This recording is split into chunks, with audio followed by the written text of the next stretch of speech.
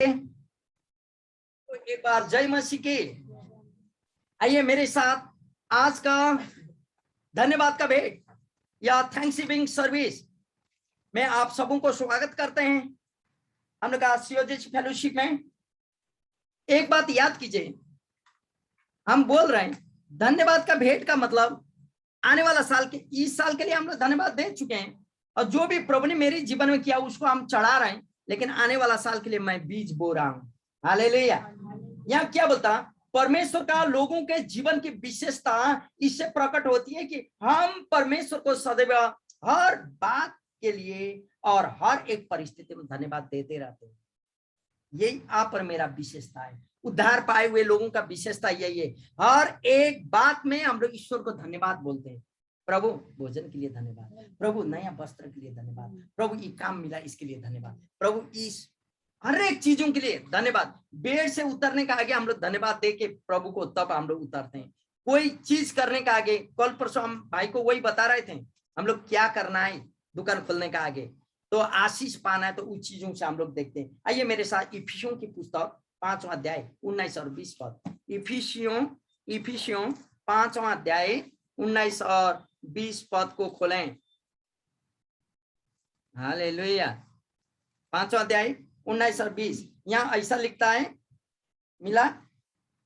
जोर से पढ़ दीजिए, मिला तो, नहीं तो हम पढ़ेंगे। और आपस में भजन, स्तुति गान, आत्मिक गीत गाया करो और अपने अपने मन में प्रभु के सामने गाते और कीर्तन करते रहो और सदा सब बातों के लिए हमारे प्रभु यीशु मसीह के नाम से परमेश्वर पिता का धन्यवाद करते रहो। हालेलुया। वचन पढ़ा सुनाए प्रति प्रभु आप और मुझे आशीष करे।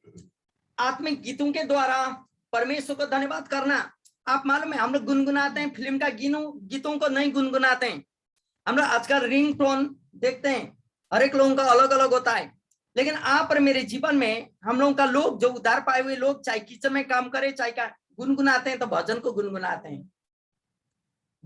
हैं गीत। यहाँ बोलता आत्मिक गीतों के द्वारा परमेश्वर की महिमा किया करे बोलता। लेकिन फिलिपियों की पुस्तक फिलिपी 4 अध्याय 6वां पद पढ़िएगा। फिलिपियों की पुस्तक 4 का 6 पद।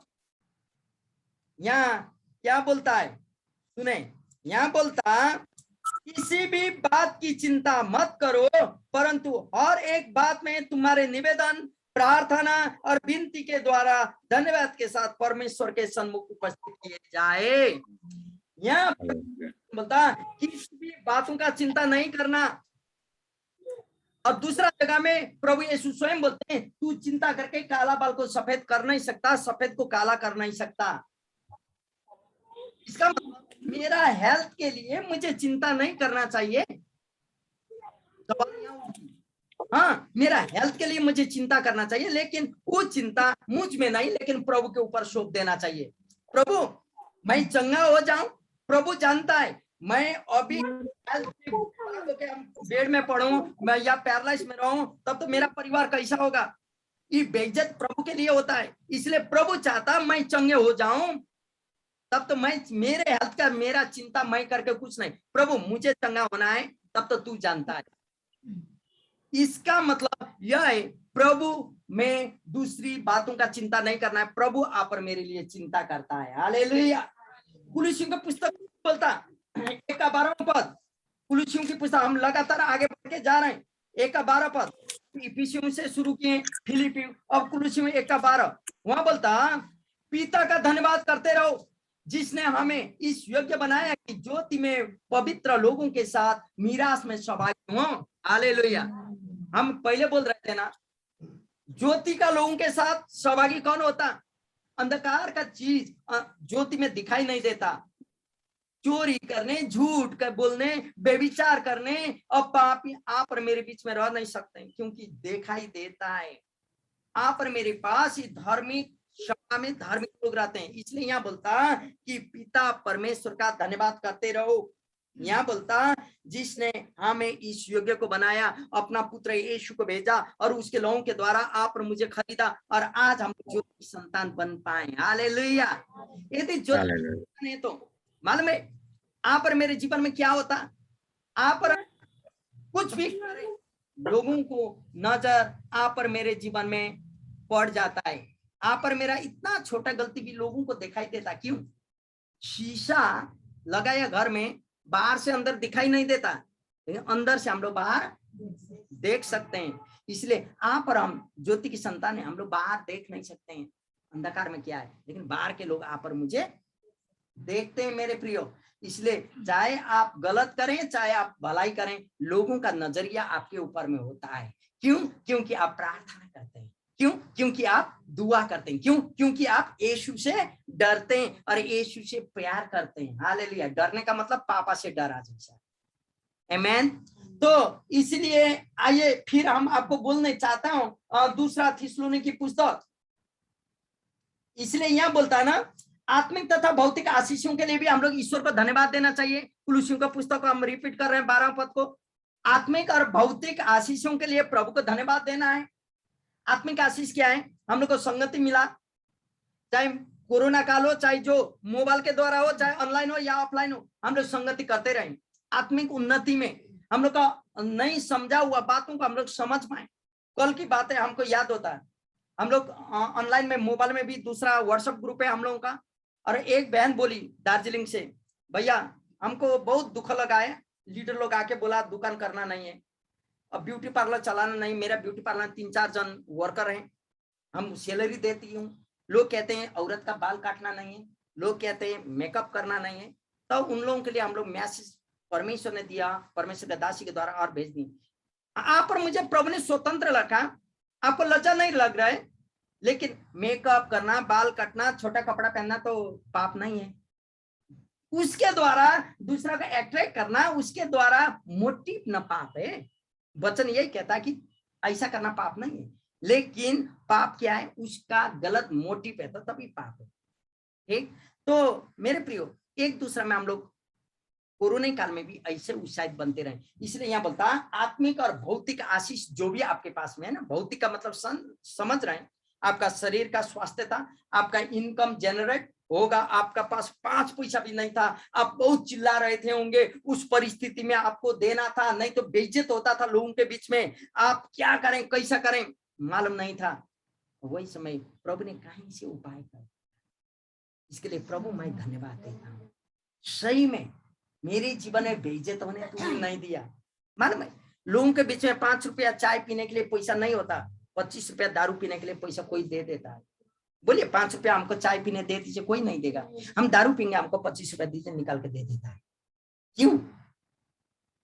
आप समझ लीजिए। और यहाँ बोलता है इसलिए हम लोग आत्मिक और भौतिक आशीषों के लिए भी प्रभु को धन्यवाद देते हैं। और तीसरी बात, दूसरा थिस्सलुनीकी हम बोले थे 1 अध्याय 3 पद, दूसरा थिस्सलुनीकी 1 पद। हे भाइयों, तुम्हारे विषय में हमें हर समय परमेश्वर का धन्यवाद, तुम्हारे विषय में हर समय, तुम्हारे विषय में प्रभु के लिए मैं धन्यवाद देता हूं, बोलता पौल। और यह उचित भी है, इसलिए कि तुम्हारा विश्वास बहुत बढ़ता जाता है। तुम्हारा विश्वास जो बढ़ रहा है ना, उसके लिए भी हम धन्यवाद देता हूं, बोलता। और तुम सबका प्रेम आपस में बहुत ही बढ़ता जाता है। आमेन। सबका प्रेम आपस में बढ़ते जाता है। अपने और अन्य लोगों का जीवन के लिए भी हमें परमेश्वर को धन्यवाद देना होगा मेरे प्रियो। आप खाली मेरे जीवन के लिए नहीं, हमें मेरा बच्चा मेरे जीवन के लिए नहीं, मुझे आप लोग हर एक के लिए भी धन्यवाद देना है। आप जहां जाते हैं उसके लिए धन्यवाद बोलिए, जहां रहते हैं उसके लिए धन्यवाद बोलिए। हाँ, आपने खाना नहीं बनाए, लेकिन आप धन्यवाद ईश्वर। खाना आपका पत्नी ने बनाया, लेकिन ईश्वर तुझे धन्यवाद। आपको कमाई नहीं देता था, आप ले आते नहीं थे, तो पत्नी कैसे बनाती? हर एक चीजों में हम लोग को ईश्वर को धन्यवाद देना। इसलिए यहाँ बोलता आपने फिर इसी का 2 अध्याय का 13 पद में बोलता दूसरा लोगों के लिए भी धन्यवाद देते रहना। 2 का 13 हे भाइयों और प्रभु के प्रिय लोगों, देखे भाइयों और प्रभु के प्रिय लोगों, प्रभु में विश्वास करने वाले लोगों, चाहिए कि हम तुम्हारे विषय में सदा परमेश्वर का धन्यवाद करते रहे। दोनों पद में यही बोलता है, परमेश्वर ने आदि से तुम्हें चुन लिया कि आत्मा के द्वारा पौत्र बनकर और सत्य की प्रतिष्ठा करके उद्धार पाओ। उद्धार पाओ, बल्कि प्रभु ने माँ के गर्भ से तुम्हें चुन लिया, इसके लिए मैं धन्यवाद देता हूँ। प्रार्थना किसने किया था? आप और मुझे भी अपना पड़ोसियों के लिए प्रार्थना करना, आप और मेरे लोगों के लिए प्रार्थना करना होगा, एक दूसरे के लिए प्रार्थना करना होगा और धन्यवाद देना होगा। प्रभु धन्यवाद बनना होगा, तभी प्रभु कार्य करता। आपको पढ़ना नहीं है, भजन संहिता 95 अध्याय पढ़ेंगे तो कुलुसी का 4:2 पढ़ेंगे तो वहां भी बोलता धन्यवाद देना, प्रशंसा करना, प्रार्थना करना और आराधना करना ये एक भाग है। और प्रभु को विशेष भेंट चढ़ाना भी धन्यवाद का एक भाग है। बोलता फिलिपियों का पुस्तक जो हम लोग 4:6 पढ़ चुके हैं, 4:6 में हम लोग पढ़े थे, किसी भी बात का चिंता नहीं करना और प्रभु को धन्यवाद देते रहना। लेकिन पहला तीमुथी 2:1 में बोलता हमें जो चीज हम में है ना, हम पाते हैं, उसके लिए भी हमको प्रभु को धन्यवाद देना है। आपका बाल बच्चा के लिए धन्यवाद देना है। काना मामा तो बेस बोलता है, चाहे शराबी हो चाहे खराबी, पापा तो जिंदा है, प्रभु धन्यवाद। हाँ, जिसका पापा ही नहीं है उसको देखिए तो कैसा हालत है, जिसका माँ ही नहीं है उसको देखिए। लेकिन चाहे कोई भी काम करे, बच्चे के लिए कर रही, लेकिन प्रभु धन्यवाद। ये बात है। आज मछली बेचने वाली माँ, आज दुकान में कुछ काम करने वाली माँ, कल करोड़पति बन जाएगी बेटी। अरे तू कौन है, हम नहीं जानेंगे, बोलेगी तो अच्छा रहेगा। यही होता है अंतर। हमें धन्यवाद देना है अपना माँ लोगों का कार्य के लिए, पापा लोगों का कार्य के लिए, चाहे ड्राइवर हो चाहे मिस्त्री हो, कोई भी चीज हो, प्रभु मैं धन्यवाद देता हूँ। हम लोग को बोलते रहना है। और दूसरी बात आपको मैं आज बोलने चाहता हूँ, हम विश्वासियों को सदैव स्मरण रखना होगा कि विश्वासियों के जीवन में परमेश्वर के द्वारा दी गई प्रत्येक आशीषों के लिए उसे धन्यवाद देना होगा। प्रत्येक आशीष, जो भी आशीष आप और मेरे जीवन में, नया कपड़ा ले आते समय हम लोग बच्चे को सिखाते हैं प्रभु को धन्यवाद देके पहनना। हाँ, थोड़ा दिन और टिके। और आपको मालूम है इस आशीषों के लिए हमें सदैव धन्यवाद देकर अपने प्रार्थनाओं को करना होगा। दूसरा थिस्सलुनीके पुस्तक जो आपने 2 अध्याय में पढ़े, फिर 1 अध्याय पढ़े, दूसरा अध्याय पढ़े, दूसरा थिस्सलुनीके का पुस्तक 2 अध्याय 14 और 13 और 14 पद। जिसके लिए उसने तुम्हें हमारे सुसमाचार के द्वारा बुलाया, जिसके लिए जिसने तुम्हें हमारा सुसमाचार के द्वारा तुम्हें यहाँ बुलाया, तुम हमारे प्रभु यीशु मसीह की महिमा को प्राप्त करो। तुम हमारा प्रभु यीशु मसीह की महिमा को प्राप्त करो। हाँ, 14 पद, 13 तो पढ़ चुके थे। 13 हम लोग ने पढ़ चुके थे, अभी 14 पढ़े हैं। यहाँ बोलता है कि जिसके लिए उसने आप और मुझे बुलाया है। मेरे प्रिय एक बात याद कीजिए, हमें व्यवहारिक रूप से अपने परमेश्वर के प्रति धन्यवादित होना होगा। उसने अपने प्रेम के कारण हमें चुन लिया है। परमेश्वर का दासी आराधना का समय में बोल रही थी, आप और मैं चाहते थे इसलिए कलीसिया में, ऐसा नहीं है। आप और मेरा माँ का गर्भ से प्रभु ने चुना था, तब हमारा मन हुआ, तब कहीं ना कहीं से हम लोग का लिंक हो गया, हम लोग एक दूसरा में मिले। हालेलुया। इसीलिए और एक बात में हम लोग को प्रभु को धन्यवाद देते रहना है। पहला कुरिन्थियों की पुस्तक 1:14 बोलता परमेश्वर ने हमें अपने अनुग्रह का भागीदारी बनाया है। पढ़ना नहीं है, परमेश्वर ने अपना अनुग्रह का भागीदारी आप और मुझे बनाया है। जो चीज हमको करना था उसका अनुग्रह ने हमको बचा लिया। अनुग्रह के द्वारा आप मुझे आशीष दी। कुलुसी को पुस्तक जो हम लोग ने पढ़े 1 अध्याय का 3 और 5 पद में वहां बोलता जिस अनुग्रह में विश्वास, आशा और प्रेम की भावना भरी होती है, वही अनुग्रह से आप और मुझे बुलाया। क्या क्या होता? प्रेम, आशा और विश्वास। विश्वास करने के बाद प्रेम आ जाता, प्रेम आने के बाद आशा होता है, एक दिन मेरे बच्चे भी बड़ा बनेंगे, एक दिन मेरे बच्चे भी पढ़ेंगे, एक दिन हम लोग भी अच्छे अच्छे बनेंगे। ये आशा में हम लोग रहेंगे। हालेलुया। ये आशा कहाँ देता? वो अनुग्रह जो परमेश्वर ने आप पर मुझे प्रकट किया वही में होता है। हालेलुया। और दूसरा कुरिन्थी 1:11 पद में बोलता कि हमें परमेश्वर का सुसमाचार प्रचार करने का कार्य भी प्रभु ने सौंप दिया है। धन्यवादी इसमें बनना है, अधिकार प्रभु ने दे दिया है। यदि आप फिलिपियों के पुस्तक 1:4 और 5 पढ़ेंगे तो वहां प्रभु ने आपको सुसमाचार प्रचार करने के लिए अभिषेक कर चुका है, उसका अनुग्रह आपको दे चुका है। ये काम खाली पास्टर प्रचारक का नहीं है। हालेलुया। आप अपना गवाही लोगों के बीच में बता सकते हैं। मेरे प्रियो, कई बार हम विश्वासी लोग परमेश्वर को धन्यवाद ना देकर वह महिमा देने से, महिमा प्रभु को देने से हम चूक जाते हैं और परमेश्वर को जो महिमा अवश्य मिलना चाहिए थी वो खत्म हो जाता है। ग्रुप में आकर, अकेला हम दे नहीं सकते, ग्रुप में आके ऐसा धन्यवाद का टाइम हम लोग प्रभु को धन्यवाद। कई बार हम लोग चूक जाते हैं। आज आपको मालूम है, जो लोग आज प्रार्थना में नहीं आए वो लोग चूक गए धन्यवाद देने के लिए। हाँ, और लोग तो ठीक है, लेकिन प्रार्थना करने वाले लोगों को अवश्य है कि रहना है, धन्यवाद ही देना। वैसा मोबाइल कितना आएगा, वैसा लैपटॉप कितना आएगा, लेकिन प्रभु में एक दिन हम लोग यहाँ चट्ट छोड़ के चले जाएंगे, और ये चीज हम लोग यहीं छोड़ के चले जाएंगे, पहना हुआ कपड़ा भी छोड़ के। तब हम लोग प्रभु के लिए क्या करेंगे?